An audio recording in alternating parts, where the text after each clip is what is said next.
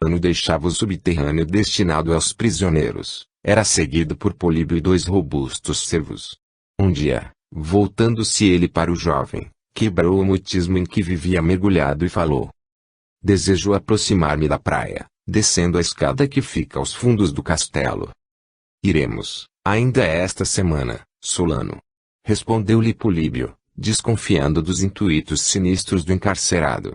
Por hoje, subiremos à torre principal do castelo de onde se é visto o mar e poderás matar as saudades que sentes das praias. Sim, eu muito vos agradeço a generosidade, exclamou Solano, animando-se. E prosseguiu: desejo fazer-vos uma revelação. Há dias tive um sonho que muito me fez padecer. Vi Humana, repousando em confortável aposento existente do lado posterior deste castelo. Ao deparar comigo, gritou por socorro, o que repercutiu em meu íntimo como uma punhalada, pois ainda amo. Como hei de ter o ânimo preciso de continuar sobre a terra? Acreditas mais em um sonho ilusório do que na verdade de nossas palavras, Solano? Falou Políbio, agastado. É difícil responder-vos, senhor, mas sinto que a vida tornou-se-me intolerável. No momento preciso em que assim se expressou, o infeliz havia chegado ao limite superior da escaleira da torre central do solar de Jesus. Ao galgar o derradeiro degrau, lançou um olhar para as praias do Golfo de Corinto e para o solo que lhe ficava próximo e, subitamente, sem que os assistentes pudessem impedir o seu ato, arrojou-se ao espaço, proferindo um doloroso grito de dor ou de desespero. Solano! Solano! Bradou Políbio, procurando ainda segurar-lhe as vestes com a mão esquerda, auxiliado pelo servo que se achava perto, mas infrutíferos foram os esforços dos assistentes. Desceram com precipitação a longa escada e, chegando à terra, puderam constatar a morte violenta do desventurado Solano, com o corpo quase esfacelado. Aglomeraram-se no mesmo instante, todos os que tiveram conhecimento do trágico sucesso e o levaram para o saguão do solar, onde ficou depositado sobre um banco tosco, de onde seria retirado para o féretro e a sepultura. À noite, depois das lamentáveis ocorrências daquele dia, reuniram-se os habitantes do solar de Jesus em um dos salões térreos, onde foram feitas preces coletivas, em benefício do desditoso suicida. Que Deus perdoe o infortunado Solano! Exclamou Políbio, angustiado pelo infausto acontecimento. Não devias ter subido à torre, Políbio. Falou Samuel, paternalmente. Ele me iludiu, pai. Respondeu-lhe o jovem. Há dias afirmou-me que deseja ir a um lugar onde pudesse descortinar as praias, das quais estava saudoso. Quem sabe se não foi impelido por algum adversário do plano espiritual. Talvez assim haja sucedido para que nós fôssemos libertos de um irreparável dissabor. Talvez ao ascender a torre, falou Samuel, ele não tivesse em mente o suicídio, sendo-lhe o mesmo sugerido por um de seus adversários do plano espiritual. Então, o crime do suicídio, por influência dos desmaterializados, deve ter uma atenuante para quem o comete. Sim, cabendo toda a responsabilidade para o atuante. Disse Samuel. Compreendo, porém, que, há muitos dias alimentava ele planos sinistros, os quais na primeira oportunidade seriam postos em execução. Os pensamentos, germinados no cérebro, por influxo do espírito atuante, exteriorizam-se e, os que já estão no plano espiritual, logo os interpretam e, muitas vezes, executam os projetos louváveis ou reprováveis. Foi isso que sucedeu ao mísero Solano. Tudo fizemos, ao nosso alcance, para nortear o desditoso Solano para a prática do bem. Ele, porém, continuou a alimentar os projetos de vingança e de perfídia. Não teve permissão de prosseguir o que é nocivo, para que, em por vindoura existência, depois de uma louvável aprendizagem moral nos planos espirituais, baixe a terra com melhores intuitos, e, então, norteado pelos mensageiros divinos, tenha precisa coragem de executar planos benéficos para ele e para o próximo. O crime que ele projetou, de destruir o solar de Jesus, para que fosse atingida uma de suas indefesas vítimas, Eumana Sêndria, não se transformou em realidade, devido ao auxílio precioso que recebemos por intermédio dos amigos siderais. A gravidade do delito, desde que é projetado, embora não executado por intervenção alheia, acarreta consequências funestas. Estamos, porém, no momento de seu enterro, de levar ao sepulcro os fragmentos de seu corpo de desvairado delinquente. Já foram dadas todas as providências para nos livrarmos de uma suspeita odiosa e infundada, de havermos precipitado ao abismo aquele que projetou a destruição deste castelo. Registramos a morte legalmente e, agora, só nos resta promover o auxílio que podemos conceder-lhe por intermédio de preces fervorosas para seu arrependimento e seu progresso psíquico. Mal terminadas as ponderações de Samuel, Políbio ergueu-se com a voz revelando o influxo espiritual, murmurou com emoção: Deus, vós que sois o único soberano do universo, Pai magnânimo de todos os seres humanos, o fator de tudo quanto existe aquém e além do firmamento, recebei neste momento o sincero preito de humildes e devotados filhos vossos, que só têm por objetivo combater nas falanges do bem os adversários da luz, dos que pretendem ferir nossos corpos ou nossas almas que são vossas servas fiéis. Necessitamos de vossas bênçãos para que estas se impregnem em nossos espíritos, transformem-se em ações meritórias, e possamos distinguir o que é útil ou prejudicial à humanidade, para que consigamos ser vossos dedicados vassalos, sempre propensos a combater o mal e a praticar o bem, a justiça, a fraternidade, o perdão e o labor honesto. Que nossos espíritos, neste momento, genuflexos e humildes, repletos de gratidão, possam agradecer-vos, eternamente, os benefícios que já nos tendes proporcionado nestas intranscorridas peregrinações terrenas. Depois de efetuado o sepultamento do desditoso suicida, reunidos os protetores e os protegidos no mais amplo dos salões do solar de Jesus, Samuel, comovido, falou aos assistentes: Amigos, que me ouvis, eu desejo que de nossas almas partam vibrações veementes, sinceras e fraternas em benefício daquele que, com intuitos sinistros, penetrou neste solar consagrado a Jesus. Guardamos até aqui sigilo absoluto sobre o que sabíamos para que não surgissem ímpetos de revolta e de vindicta. Peço-vos que doravante os pensamentos referentes ao infeliz suicida sejam de piedade para dirigir-lhe preces fervorosas. Se agora eu me refiro a esse doloroso tema é para destruir o julgamento que paira em vossas mentes, porque aprisionaram um desventurado no cárcere obscuro deste castelo os que propalam que tem amor aos que sofrem. Porque, meus amigos, premeditou ele um crime imperdoável contra todos os que aqui nos abrigamos, como se fôssemos irmãos, tal afeto renante em nossos corações. Há muito desejávamos, eu e meus dignos companheiros de jornada terrena, elucidar-vos a verdade, ora patenteada. Aquele desventurado, que levamos ao túmulo, tendo solicitado sua inclusão na falange dos que ora me ouvem, trouxe o que era necessário para o incêndio deste solar, na calada da noite, enquanto todos nós estivéssemos adormecidos. Descobrimos a prova material do crime mal chegou ele a este castelo, verificamos a realidade que nos foi patenteada, horas antes de sua chegada, por um dos mais lúcidos e bondosos emissários do Mestre bem-amado. Constatado o delito premeditado, pensamos em entregar o criminoso às autoridades policiais, mas, impulsionados pelo desejo de ser-lhe útil, de desarraigarmos de seu espírito os intuitos malsãos, nós o fizemos encarcerado, sendo, porém, tratado com piedade, a fim de que fosse ele norteado para Deus, para a luz da redenção, para o arrependimento de seus crimes. Visava ele o extermínio de todos os que aqui residem para ferir mais amplamente nossa irmã Elmanacêndria, que, por mais de 20 anos, foi sua vítima incessante, da qual extorquia quantias fabulosas para deixá-las nas mesas de jogos.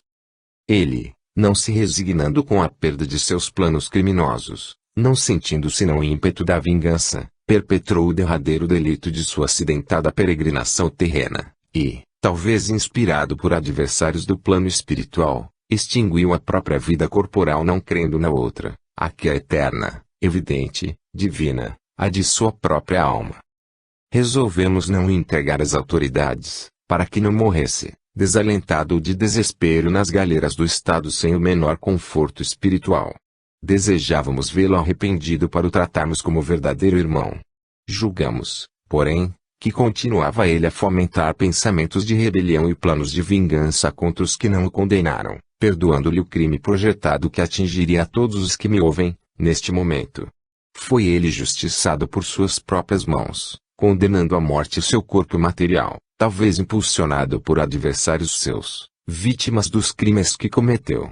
O suicídio, irmãos, é o fracasso de um espírito quando este não enfrenta com a precisa coragem as batalhas da vida terrena. É como se for um soldado que deserta do campo de peleja no instante decisivo da luta. No entanto, deixa de ser um crime quando alguém sacrifica a própria vida planetária para evitar um cometimento aviltante, uma traição lamentável, um delito abominável contra um amigo, ou mesmo um desconhecido indefeso, deixando de macular a dignidade de um lar honesto. Jamais, meus amigos, faremos, neste local, referências aos sucessos lamentáveis que, hoje, aqui se deram a fim de que possais julgar, com inteira justiça, o nosso proceder para com o desditoso suicida. Faremos, antes de nos retirar deste recinto, uma irradiação espiritual, que transponha o espaço e atinja o coração do universo, onde se encontra o seu grande propulsor, Deus, rogando-lhe compaixão e luzes para o infortunado suicida que, quando no plano terrestre, teve oportunidade de constituir um lar, rodear-se de seres amados e, no entanto, viveu isolado, premeditando crimes e vinganças, sem um ser dedicado que lhe confortasse a alma árida e estéril. Que Jesus, como o mais fulgurante farol deste orbe de trevas, ilumine sua alma, a fim de que, quando novamente se incorporar no plano material, saiba melhor cumprir os seus deveres e seja norteado para o grandioso objetivo da vida humana neste planeta, a redenção espiritual. Foram então, em dias subsequentes, efetuadas vibrações espirituais em benefício do infortunado Solano Homério. Decorridos alguns dias, de plena harmonia, no solar de Jesus, a hora consagrada às preces, antes de todos se recolherem ao leito, estando presente Eumana Sêndria, esta uma noite, ergueu-se atemorizada e, apontando para o local onde se encontravam Samuel, Políbio e Flávio Genésio, exclamou, aos gritos e com a voz alterada pelo pavor que invadira: Vejam todos o desventurado Solano. Vejam-no. Está ele perto de nós. Reconheço-o perfeitamente. Está agora ajoelhado com os braços erguidos e parece convulsionado pelo choro, que o abala. Houve um verdadeiro tumulto na assistência, logo sustido pela palavra convincente de Samuel, que falou com energia e emoção: que Jesus se compadeça de teus padecimentos, diz ditoso irmão. Terminando uma longa súplica em benefício do que se manifestava, convulsionado de dor moral, subitamente, inspirado pelos mentores siderais, Samuel elevou a voz, e, com um timbre desconhecido, prosseguiu: Nós te perdoamos, em nome do Mestre bem-amado da Palestina e no de nosso Pai Celestial, Solano. Aqui, onde nos vês, continuaremos a vibrar os pensamentos em uníssono, em teu benefício e no de todos os sofredores que povoam os planos etéreos. Sofres, agora, as consequências dos desatinos que cometeste em diversas peregrinações planetárias. Arrepende-te e pede perdão de tua rebeldia e de tua perversidade. Ainda bem não haviam sido pronunciadas as aludidas palavras quando uma estranha vibração abalou a assistência, caindo genuflexo um jovem, que se contorcia dominado por uma intensa influência espiritual, e dizia em tom lamentoso: Perdão. Perdão. Sofro muito. Quero ter sossego em minha alma, no qual agora eu creio com segurança. Imploro perdão a todos os presentes que eu teria prejudicado grandemente se não fora a intervenção de mentores espirituais. Perdão, Eumana, de tudo quanto eu te fiz padecer. Perdoai-me vós que me ouvis. Meu irmão, levanta-te e ouve, disse Samuel amparando-o. Nós te perdoamos, por amor do magnânimo Jesus. Desejamos que neste momento tenhas a sensação inebriante da misericórdia divina. Eumana Sêndria, piedosa cristã, também já te perdoou o que lhe fizeste. Fazemos um apelo veemente a teus mentores psíquicos para que te retirem deste local de sofrimentos, levando-te a conhecer a amplitude e a magnificência do universo para que, em subsequentes existências planetárias, possas seguir o austero e acidentado carreiro do bem e da virtude e venhas cooperar conosco na manutenção desta obra. Deverás, pois, segui-las, confiante na justiça e na proteção dos celestes emissários. Tens que preparar, no plano espiritual, tua alma conturbada para que venha adquirir a clâmide bendita das virtudes. Deve ela ser paciente, compassiva, e, por maiores que forem as provas materiais, nunca esfacelar os corações. Hás de padecer e chegar ao termo de todos os suplícios morais porque passam os convictos da justiça divina. Precisas combater, tenazmente, em prol de teu espírito. O jovem receptor dos pensamentos de Solano que, permanecer atento, soluçando, caiu genuflexo e, com a voz emocionada e tremula, exclamou: Perdoai-me, Jesus. Sim, irmão, ele saberá perdoar-te, pois, do alto do Calvário, teve compaixão de seus gratuitos adversários, que tanto supliciaram. Compadecei-vos, Senhor, desse mísero delinquente, que, também, está padecendo as consequências de inúmeros crimes. Podes acalmar-te, Solano, e, após as nossas preces, podes retirar-te em paz, convicto de que a misericórdia divina é infinita. Nós, que aqui estamos em conjunto, aliados pela fraternidade que, no término dos milênios há de dominar neste planeta, saberemos, também, interceder por ti e perdoar-te.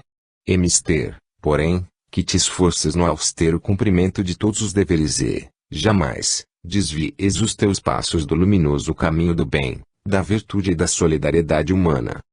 Subitamente, o jovem, que estava interpretando os sentimentos do infortunado suicida, tombou sobre o assoalho, inerte, e, somente envolvidos alguns momentos, recobrou os sentidos, reabriu os olhos, e, então, murmurou estas palavras: Julguei estar prestes a perder a vida. Uma dor aguda e penetrante empolgou todo o meu corpo, e, um tormento inenarrável dominou-me por completo. Tive receio de jamais despertar. Samuel, que estava pouco distante do médium, um jovem de nome Evandro, aproximou-se mas colocando sua destra sobre a fronte do mancebo, falou com os olhos voltados para o céu: Pai Celestial, Jesus, vós que sois compassivos para com os que padecem, vinde até este humilde recinto e a todos os que aqui se congregam bem como a todos os seres humanos deste planeta de trevas, concedei as vossas bênçãos e o vosso perdão. Aliviai o sofrimento de um desditoso delinquente que acaba de se manifestar.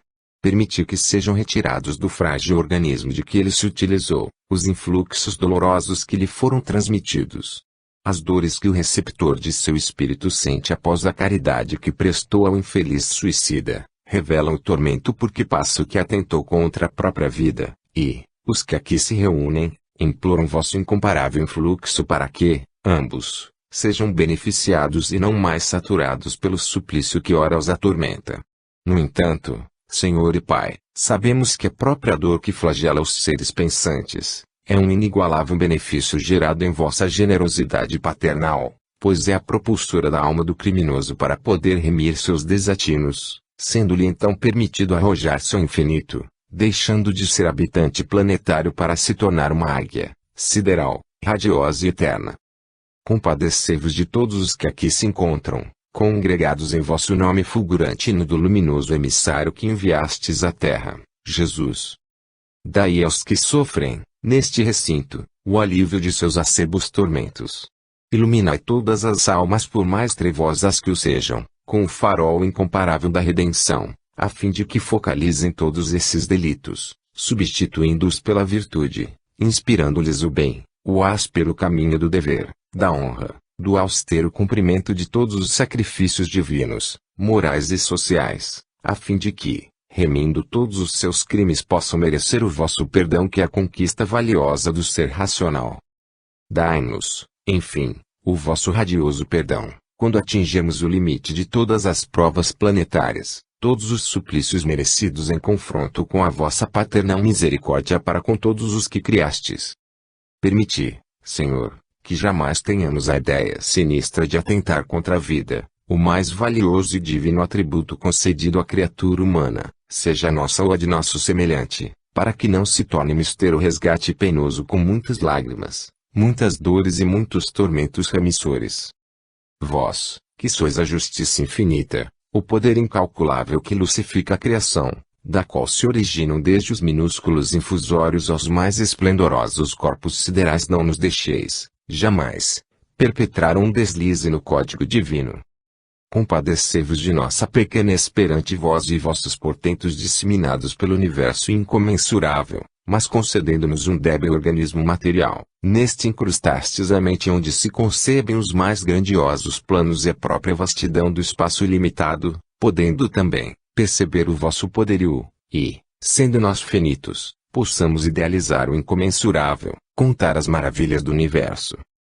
Atendei às súplicas dos que se encontram congregados neste humilde recinto e permiti que vossos fiéis e radiosos emissários venham cooperar no grandioso empreendimento do progresso e da fraternidade de toda a humanidade disseminada por incontável número de planetas e corpos siderais. Nossas almas, ávidas de luz e de progredir indefinidamente, ora genuflexas, esperam receber neste momento uma fagulha de vosso amor, vossa piedade e vossa clemência infinda, a fim de que, jamais, nelas germine o mal e sejam incentivados os sentimentos dignificadores e remissores. O ruído peculiar ao movimento corporal dos que se prosternam subitamente, foi patenteado no instante em que Samuel pronunciou as últimas palavras, e, sem que ninguém se certificasse, então, de onde fora irradiado, um maravilhoso clarão que parecia ligar o solar de Jesus ao crepúsculo estival, inundou todos os seres que se encontravam genuflexos naquele saguão e, inesperadamente, do órgão que ficava instalado em uma sala que lhe ficava próxima, elevou-se uma prece musical, executada pela inspirada e humana Acêndria, consagrada ao Criador do Universo, a qual ela compôs em elevado estado de transe, arrebatando a assistência, que gozou momentos de êxtase inenarrável. Quando terminou a reunião, todos choravam de felicidade, saboreando antecipadamente os gozos reservados aos espíritos redimidos. Fim.